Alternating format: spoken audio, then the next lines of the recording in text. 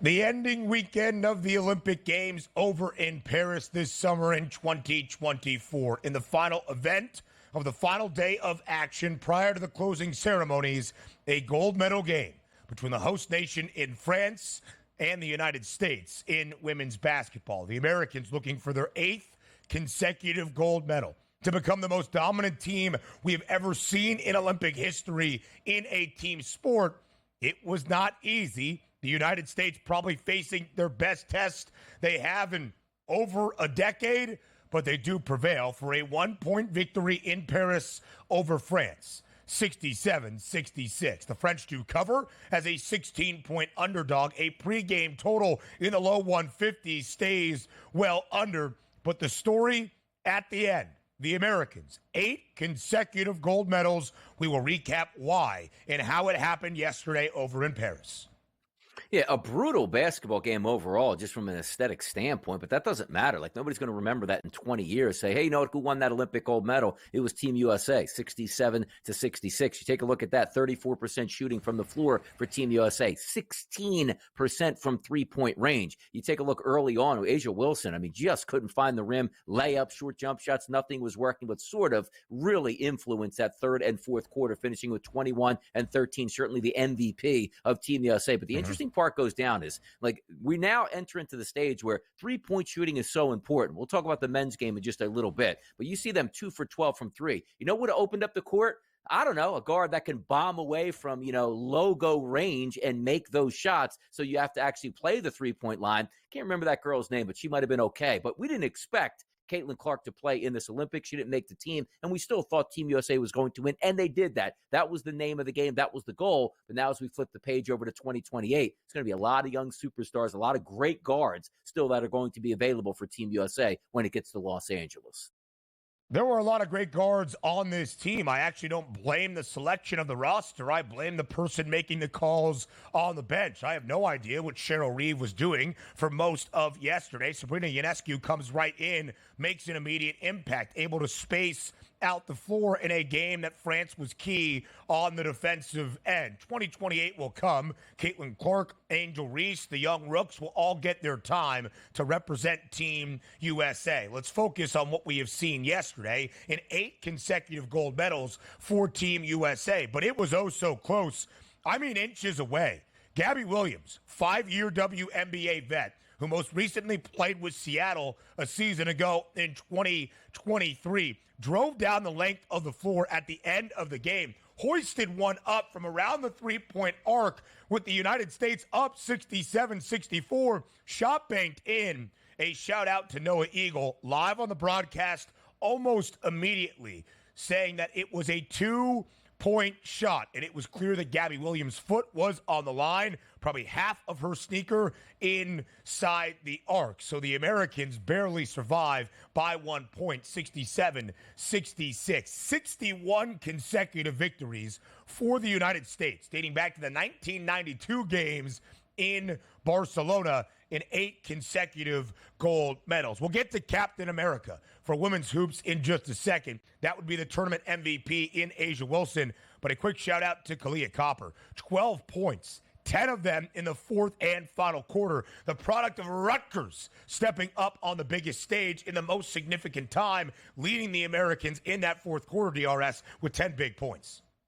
Yeah, there's a lot of strong layups late there, too, starting to clinch that out. And also, Team USA's free throw shooting down the stretch was also very good. You take a look at Copper and Plum, both off the bench, 6 of 6 apiece from the free throw line. That's what you needed at the end of that basketball game. It is interesting to watch the international game from, let's just say, the WNBA game or the NBA game, because it's so much more physical at that point. So even if you can muck and grind like France was trying to do, in the end, Team USA was still the stronger team and ended up prevailing. So it could have been so much easier. We're saying, like, which team can actually stay within double digits of the Team USA, and it was France, who almost pulled the miraculous upset at that point. But no shame in the US's game. You're going to run in games where you face adversity. They faced it the entire second half, which included, I believe, watching out of the gate like an 8-0 run by France to take that lead. Like, oh my goodness, they're going to lose this game. But they settled in, played some really good defense, and ended up picking up the victory, which is the main part there.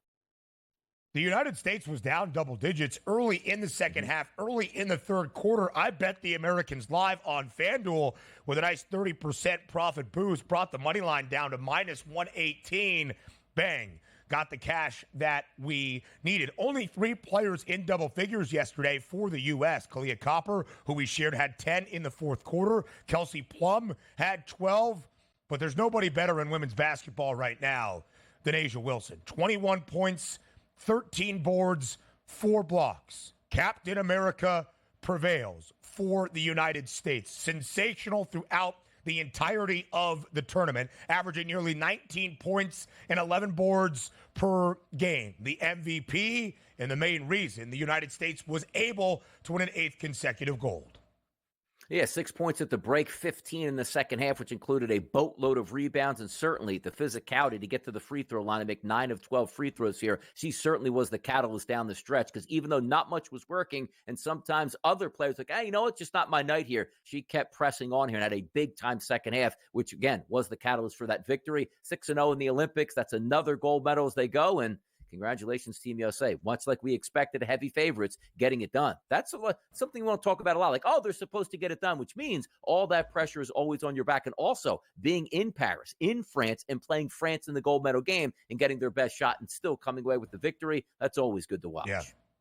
Listen, that host nation bump was the real deal. We'll talk about the men's gold medal match on Saturday afternoon in just a moment. But quickly here, a shout out to the most decorated U.S. female Olympian in basketball ever, Diana Taurasi, 6 gold medals. The 42-year-old vet, her selection on the team, a little bit controversial, but it was to have that stellar moment, another golden moment, to win 6 gold medals in the same sport, I believe most all time, for an individual in the same sport at the Olympic Games. So Diana Taurasi gets her 6th straight gold medal. The Americans have won 8 in a row, a 61-game Olympic winning streak that will follow the United States to Los Angeles in the 2028 Summer Games. So U.S. versus France in women's basketball, the U.S. versus France in men's basketball. Another instant classic on Saturday. We recap next.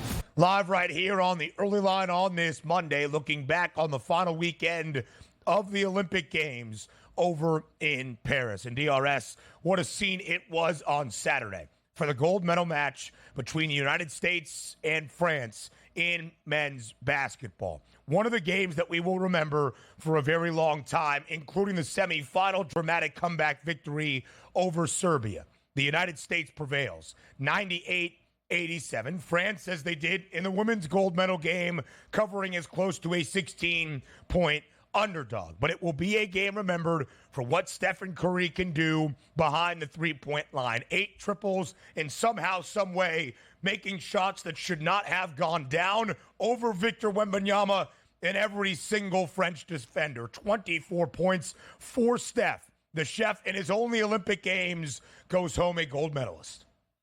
Yeah, it was a really good game and a fun game to watch. And also coming off the heels of knocking off Serbia, coming back, you get the, roundhouse punch from France. They still are standing there at the end of the game, only for Steph Curry to put on a mini Olympic show all by himself when you knew every time he was trying to work open here, running off of those picks and those screens where you're allowed to clutch and grab and knock him off. And it's not like he's 6'7", 6'8", like LeBron James here, 250 pounds. He's a smaller guy, but still able to get open and knock down three-point shot after three-point shot after three-point shot, monster shots. This is what we love, too, because coming into the games, did we expect the U.S. to win the gold medal? Absolutely. But also, sometimes you're just asking for the best players in the world to have a little bit of adversity. They had that in the past 2 games, and they showed up absolutely golden in that 98-87 game. So much fun. I don't think there's anybody on the planet that wasn't watching that game down the stretch knowing that you were watching greatness here and expecting Steph Curry to put the nail in the coffin for France, and he did. Put them to sleep, baby. I loved watching it. Loved to see it. You know what, Ben? It was really nice because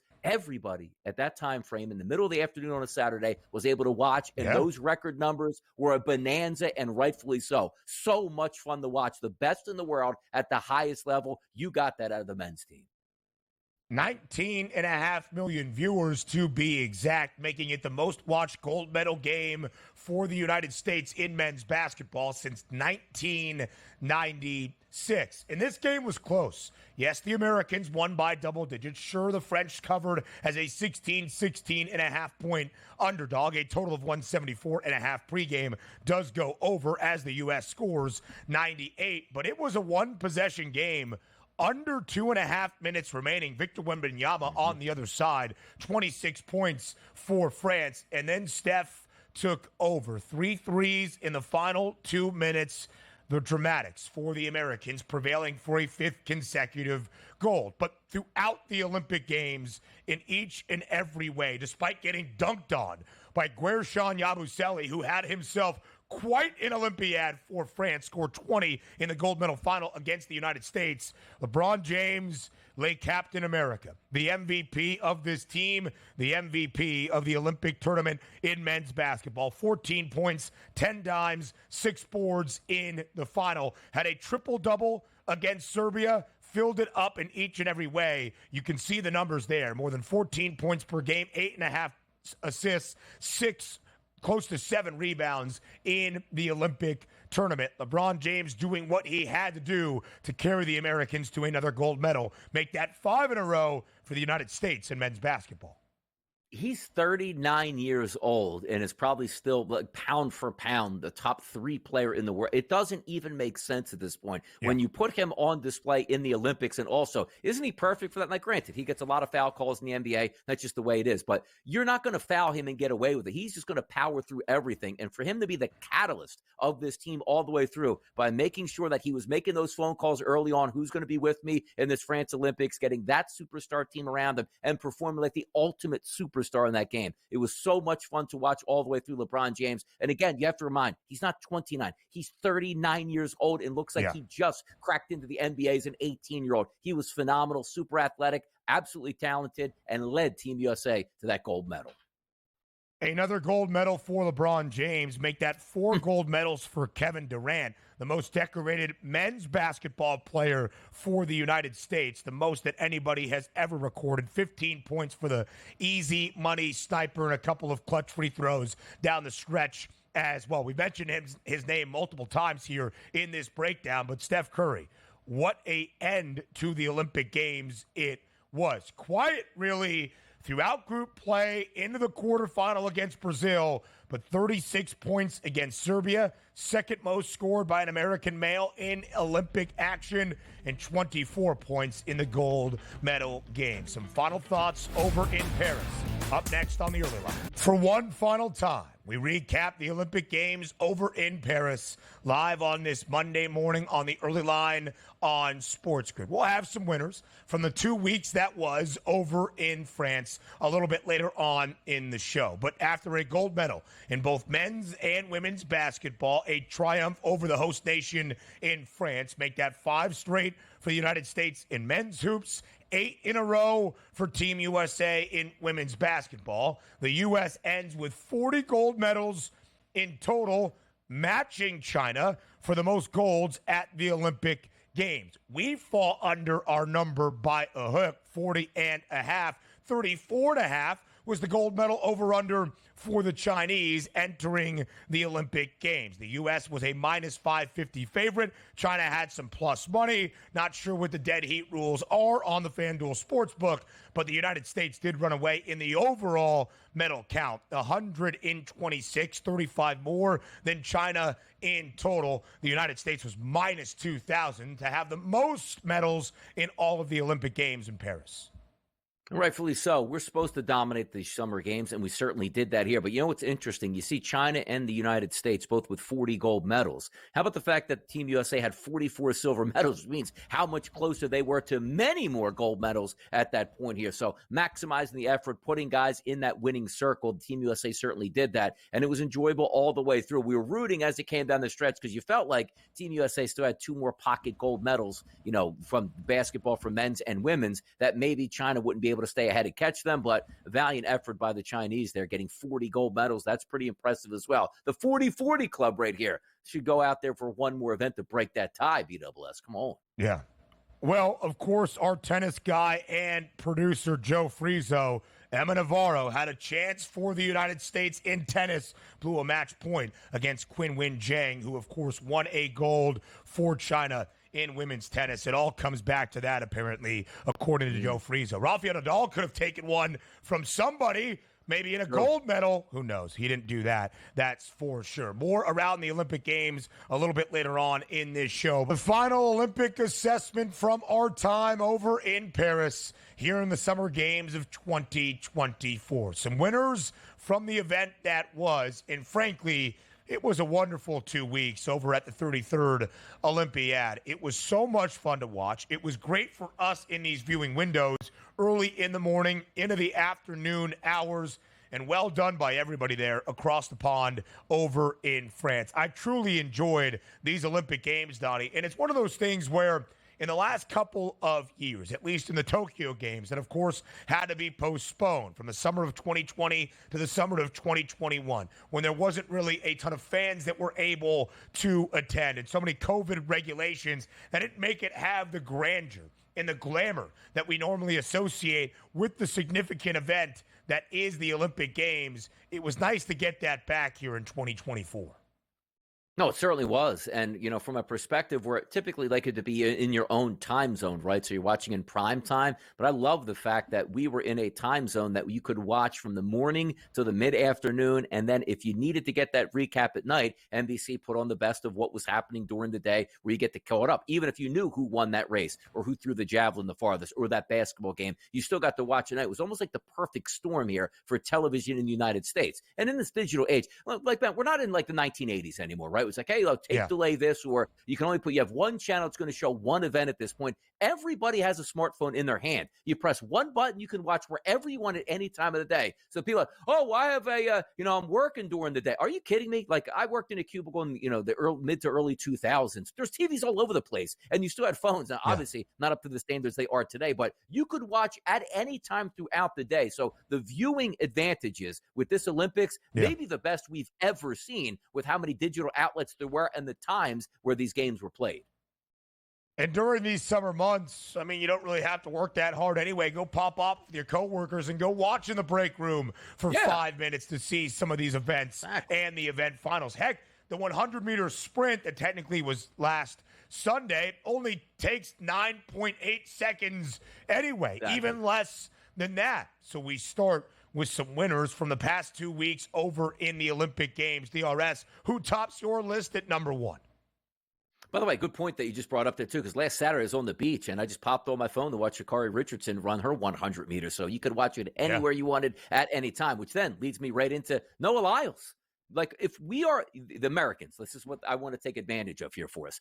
I say, what's going to happen in the gold medals? There's a couple events I absolutely have to watch. You're going to be tuning into because the fastest man in the world is not the 4x100. It's not the 200. It's the 100. That's what you want to watch. You want to see those guys to see who finishes in under 10 seconds, to see who can set a world record. We had so much fun watching Usain Bolt over the last couple of years, and he was from Jamaica. It wasn't even a United States guy. But when the United States guy comes into it and is talking all that smack, you owe it to him and your country to watch them perform. Now, understand he got COVID, didn't win the 200, which was his best event. But if you can come out of the Olympics and they say you are the fastest man, that means you won the 100. So Noah Lyles for me gets number one because that is what you can stand on. Forget about the World Championships. When you are the Olympic gold medalist, you have 4 years to tell people you are the fastest man on this planet. Come get me in 2028. It is one of the coolest titles, I think, in all of sports. The fastest man or fastest woman on planet Earth. There's a lot of championships. There's a lot of trophies that you can claim. And Noah Lyles has some issues with some wording for titles as well. Just ask him his thought about the NBA championship. But there is no doubting what the fastest man in the world means. And by a nose, literally maybe the best lean of all time in the Olympic Games. Noah Lyles, a gold medal winner in the final of the 100-meter for the men in the closest finish we have ever seen. 5 thousandths of a second. You're right, DRS. Sure, he was unable to bring home the double, winning a gold, but taking home a bronze in the 200-meter, which is actually his best event. and then wasn't there in the 4x100 meter relay for the American men, in which they did not qualify or they DQ'd because of an issue with the baton pass. We are spooked in that event. It led to Carl Lewis, a great American Olympian, yelling that things need to change in United States track and field. Maybe it happens in front of the 2028 Olympic Games. All right, DRS, that was your first winner. Winner number 2 on your list is who? And by the way, real quick, I'm going to get to my winner number 2, but yeah, passing the baton, like, how hard is that? That's not hard at all. I think I could get, like, a bunch of fifth graders out there to run the 4x100 and easily pass the baton. And you could say, like, oh, that's a once out of every 30 Olympics we drop the baton. I think Team USA drops it every single Olympics since, like, 1980. Yeah. It's unbelievable to watch it play out. But my number 2 here by far, Steph Curry. When you want to watch basketball and you expect a team of that caliber to play, it's interesting to see who's going to be those alpha dogs and certainly guys that can perform on the biggest stage. We've all been, look, if you played high school football, if you played college football, or whoever, pro football, if you're watching at this point, performing on the biggest stage and just performing are two different things. Like, man, I make that shot all the time in my open gym runs here. Oh, when I was, just playing in a preseason basketball game, I could hit that three-point shot easy. To do it with the game and the nation in the nation's building, like let's just say France had the home court advantage. You're far away from home and dropping three-pointer after three-pointer after three-pointer. Every time you shoot that dagger,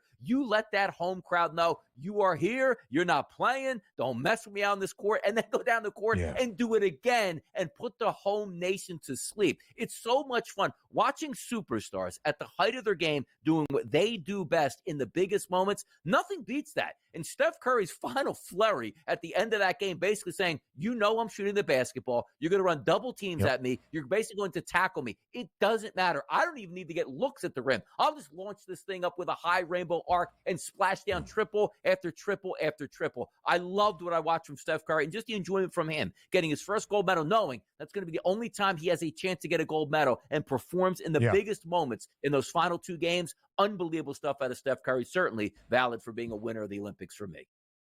The 36-year-old Stephen Curry, in his first and more than likely only Olympic Games, goes home a gold medal champion, bringing the United States to a fifth consecutive gold. Steph made 4 threes in the final 2 minutes and 45 seconds. Victor Wembanyama had a shot that made it a one-possession game, 82-79. France down by only a single possession under 3 minutes. And then the Steph and the Chef really started to cook. The final one he made with just over half a minute remaining in a double team, dribbling between his legs and then just hoisting one up. I almost passed out on my couch. My body went limp. I could hardly understand how that play was accomplished. And we were waiting for Steph to look like the Chef throughout the Olympics. First 4 games, 11 points in the opener of group play against Serbia. That was his high. Only 3 against South Sudan. Only 8 to end out group play against Puerto Rico. 7 in the quarterfinal blowout over Brazil. And then 36 points in the dramatic comeback against Serbia, a game that everybody will remember for the United States in basketball. The second most points scored by an American man in an Olympic basketball game, only 1 point behind Carmelo Anthony, and then a team-high 24 points and 8 made threes in the gold medal game on Saturday. Your final winner, DRS, to round out this list of 3. City of Paris. I thought it was spectacular all the way through. The venues were great. And even outside of the competition of the sports themselves, like you're playing beach volleyball, like in the shadows of, unbelievable buildings and just, the whole camaraderie of the games here from start to finish, I thought were tremendous. I don't think the only thing outside of it I could say, you might have had some bad weather from time to time, running some of those Olympic, sprints there in the rain. It is what it is, and you're going to have to put up with that. But I thought by and large, just watching things all the way through from the Eiffel Tower in the background to, again, the landscape, the architecture, and also the broadcasting I thought was fantastic from the city itself. I thought Paris showed really well. And also from a USA perspective for me, the time zone was absolutely phenomenal. I might have had a different advantage. If Paris was located, let's just say, in China, and you could have a different time zone, maybe it wasn't as good. I just thought it was fantastic all the way through from Paris. It certainly was. Some more winners in this final Olympic assessment up next on the Early Line. Live right here on this Monday on the Early Line on SportsGrid following the closing day in the closing ceremonies of the 2024 Olympic Games yesterday in Paris. Donnie gave you a couple of his winners from the 2-week stretch that was the 33rd Olympiad. Now a few of mine. Number one, leading off my list, that's Katie Ledecky, DRS. 9 gold medals, the most we have ever seen out of a female swimming athlete in Olympic history, and the most decorated American individual female athlete ever. Dominance to me is something that is so cool to watch at the highest level of sport. The 1,500 meter, when she won by nearly 10 seconds, and the broadcast has to go to the all 22 just so you can kind of categorize how dominant an athlete is. That is Katie Ledecky. 14 overall Olympic medals. Again, the most decorated female American Olympian in the history of the Olympic Games. 9 gold medals to boot. Dominance once again with an Olympic record in the 1,500 meter, where she holds all 20 of the fastest times ever, and 9 gold medals, capped off by a gold medal in the 800 meter free to finish it off as well. Katie Ledecky, my number one winner. I love the action in swimming. I actually kind of prefer the pool to what we see in the first week than to track and field in the second week. That could be slightly controversial, but I love swimming action, and Katie Ledecky, one of the all-time greats. Hey, here's the question, though. I assume, like, she's 27 years old, which, again, is, like, late prime, I would say, and the Olympics aren't every year, so she will be in her early 30s.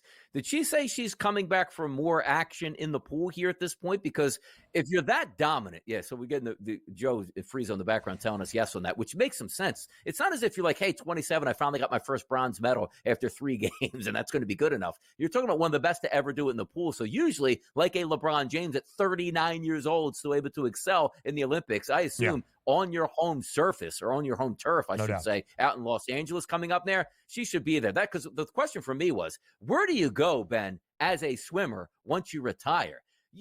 I can't imagine, like, you're like, hey, let me just get in the pool for some laps every day because I love it. Like, it's got to be so excruciating. Like, just from a, I don't know if I was a world-class talent like Katie Ledecky. I don't want to sell myself too much short here. But the minute I ended football, I never did another leg day of my life because nobody enjoys doing so. Hey, let me just work on some squats here on the weekend. If I wasn't getting out of it athletically, there's no way I'm doing it. So I wonder what a swimmer does to retire, like Michael Phelps. He doesn't get in the pool and just hit up some laps, does he? I would never get in the pool again at that point. I'd be disgusted by the pool. Too much chlorine for me. I think Michael Phelps just plays a lot of golf right now and has some fun on the NBC broadcast. But Katie Ledecky is far away from doing that. Is she going to maybe qualify for all the relays or whatnot for Team USA in 2028? Perhaps not. But at least in the 800 meter, where she owns the 10 fastest recorded times ever, and in the 1500 meter, where she owns the 20 fastest recorded times ever, you would still think there's a large gap between Ledecky, even at 31 years old, and everybody else in the world. 14 Olympic medals, the most for a female swimmer in the history of the Olympic Games. 9 gold medals. It also ties the most ever in terms of gold medal victories for any female Olympian, the most in the United States in its Olympic history. And Simone Biles is up there as well. 7 gold medals to bounce back from the disappointment that was the Tokyo Games 3 summers ago, dealing with the twisties, with some mental health issues that she was very open and transparent about, which is not something you normally see from the highest level of athletics or in gymnastics. And Simone Biles, at the age of 27, becoming the oldest Olympic gymnast to win a medal, was crazy in its own right. Leads the Americans back atop the medal podium after the disappointing silver medal finish in 2021 in the team all-around final. She wins a gold medal as well, her 7th in the individual all-around. Simone Biles, one of the most dominant athletes we have seen in our lifetimes, back atop the medal podium where she belongs. And by the way, we just talked about Katie Ledecky, 27 years old, which she did turn 27 in March. You know who's 27 years old with a birthday in March? That's Simone Biles. And also, it's not added pressure, but when you are an Olympic, participant, where would you like to perform the Olympics? In your home country to get all of that support. True. So something on Simone Biles moving forward is already the most decorated that we've ever seen in U.S. history, can really cap it off by coming back in her 30s and performing with the possibility of winning a gold medal in Los Angeles. That'll be something to watch. And also the pressure from some of these athletes who probably were going to hang it up saying, you know what? Let me get one more run at this thing on U.S. land. But Simone Biles is unbelievable. There's one thing that we watch, like Katie Ledecky when she swims in a pool. You expect dominance, but you don't really get to see it because you're just far ahead in a race. When you see Simone Biles going up against the other ladies in the Olympics, it's clear that she is such a physical specimen out there doing unbelievable routines that nobody else can do. It's like like Katie Ledecky in the pool runs away with, let's just say, some of the long distance swimming. But there's no events that say, like, look, she's the only one in this event because she's the only one that can swim this far. Simone Biles literally has stuff that she can do that nobody else in the world can actually do. That's unbelievable to watch. And certainly coming back, that bounce back performance in Paris, spectacular out of Biles. Moves that are literally named the Biles because she's the only person to ever even attempt it. It is insane. 26 gold medals, by the way, won by the female athletes of Team USA, the most ever won by female athletes of any nation in the Olympic Games in its history.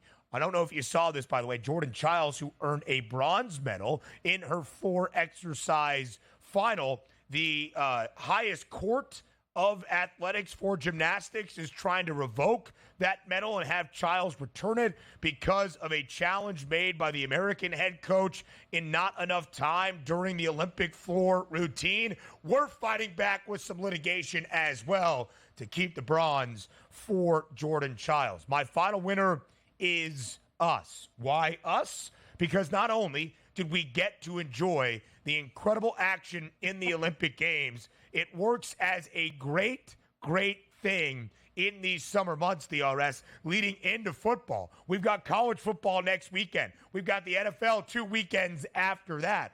I don't know if you thought that was U.S., but no, it's just us, not the United States.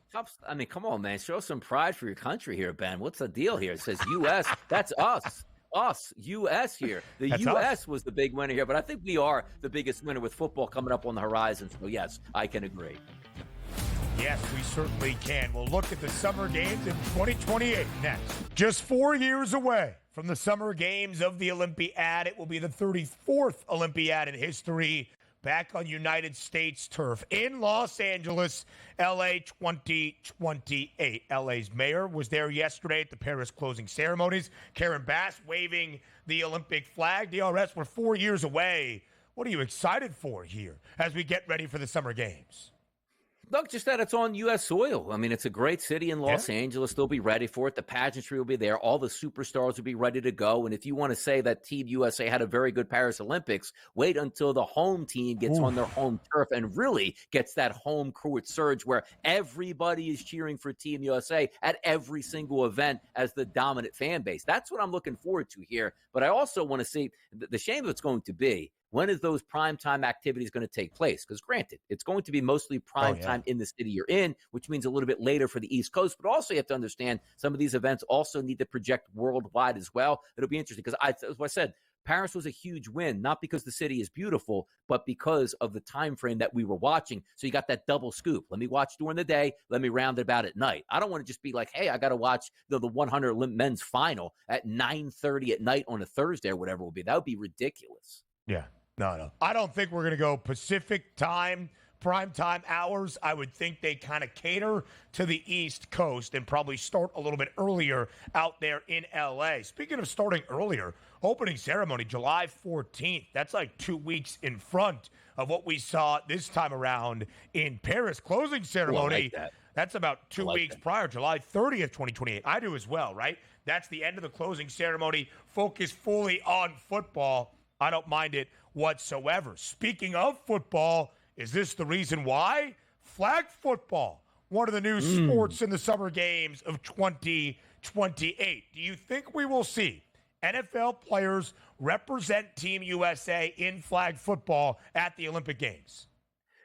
The top shelf players, absolutely not. Absolutely not. You can't have it that close to the season where, let's just say, and again, there's ways to get around it. Like, hey, July 14th is the opening ceremony. July 15th, they're going to start. But is anybody going to want their quarterback, their wide receiver? Like, I understand, like Tyreek Hill. He'll be 4 years older. He wants to play it. We hear about it. But can you imagine a superstar football player hurting a hamstring and missing the first month and a half of the season because he wanted to play flag football at the Olympics? Same thing with Major League Baseball we can bring up too, because that opening ceremony, look at it as July the 14th. Go, that's fantastic. That should be right around the time we have the All-Star game at this point. Now, is the All-Star game going to play the same week as the Olympics? Are they going to push that upper back? And also, hear me out on this. We don't need Major League Baseball players in the Olympics. We just don't. Are you really going to shut down the season? And also, are we going to open up the season in February and close it November 28th as opposed to November the 4th? Baseball should not be in the Olympics. Excuse me. Baseball should be in the Olympics. I preface that. But the amateurs and college kids should be the ones doing that. I don't want to see professional athletes at all in Major League Baseball during the season in the Olympics. You've got to be